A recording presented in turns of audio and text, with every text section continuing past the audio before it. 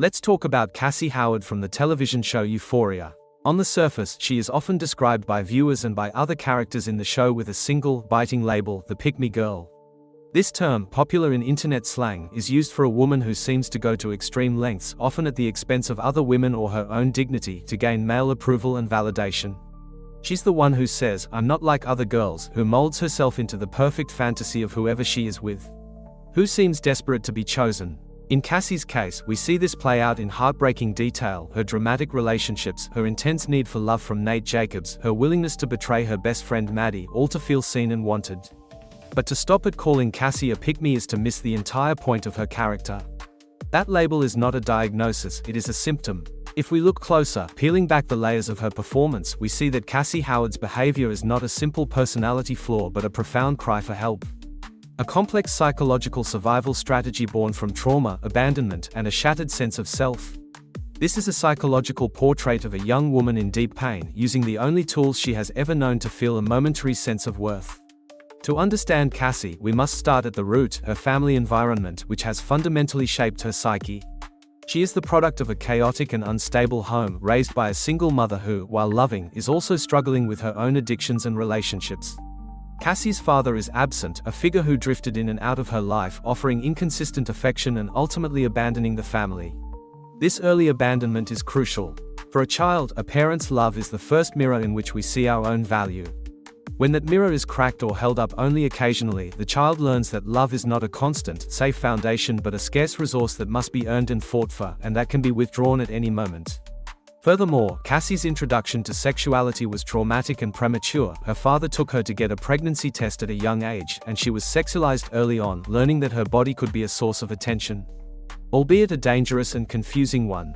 This environment teaches her that her worth is inherently tied to how she is perceived by men, particularly as a caretaker or a source of comfort and beauty. She doesn't develop a solid, internal sense of who she is. Instead, her identity becomes external, like clay waiting to be shaped by whoever offers her a semblance of love. This is the fertile ground where the pick-me behavior grows. It is not vanity, but a deep-seated insecurity and a fragile ego.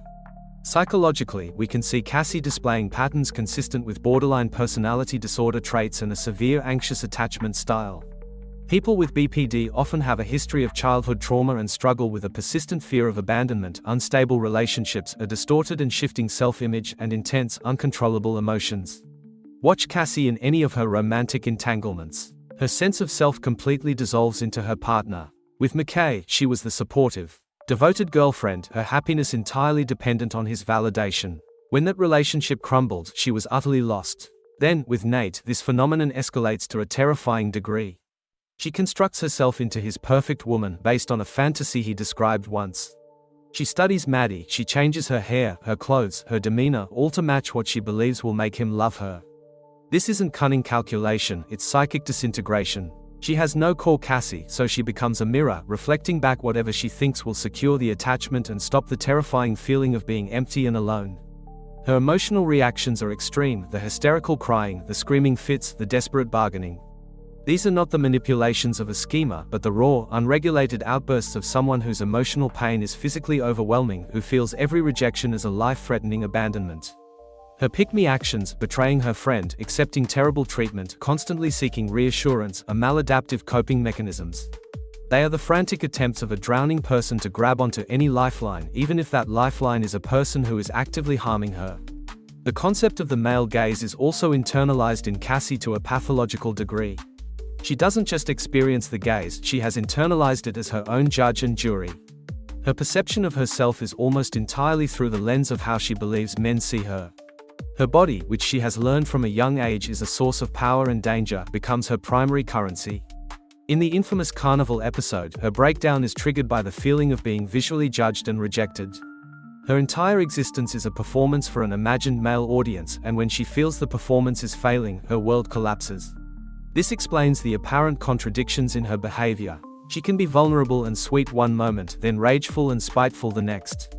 It's because she is not reacting to the world as herself, but reacting to the perceived threats to the fragile identity she has built for that specific relationship. The pick-me girl accusation often carries a tone of choice, as if she is simply opting for a strategy to win. For Cassie, it is not a choice, it is a compulsion. It is the only language of survival she knows. Her sexuality, often mistaken for promiscuity, is a desperate quest for intimacy and validation, a misguided attempt to feel connected and valuable, to fill the void left by her father and affirmed by a culture that objectifies her. Furthermore, her relationships with other women, particularly her fractured bond with Maddy, are casualties of this internal war. The pick-me stereotype often involves throwing other women under the bus. For Cassie, her betrayal of Maddy is the ultimate testament to her sickness, not her selfishness. In her fractured mind, securing Nate's love, or what she perceives as love, is a matter of existential necessity. The rules of friendship cannot compete with the primal terror of being unloved and abandoned. It is a tragic failure of morality, yes, but it stems from a place of profound psychological disability, not mere spite. She is so consumed by her need for attachment that she cannot see the damage she causes. Or she sees it and is overwhelmed by guilt, which only fuels her cycle of self-loathing and desperate need for redemption, often sought, again, from a man. Therefore, diagnosing Cassie Howard as just a pick-me girl is a dangerous oversimplification. It is a cultural shorthand that dismisses a human being in profound distress. Her behavior is a textbook cry for help, a manifestation of complex trauma. She is not like other girls because her psychological wounds have created a unique prison of dependency and fear. The solution for Cassie is not derision or dismissal, but the very things she has never had: consistent, unconditional positive regard, professional therapeutic intervention to process her childhood trauma, and the slow, painful work of building an identity from the inside out, separate from any romantic relationship. Euphoria presents her with unflinching rawness, not to make us laugh at her desperation, but to make us understand it.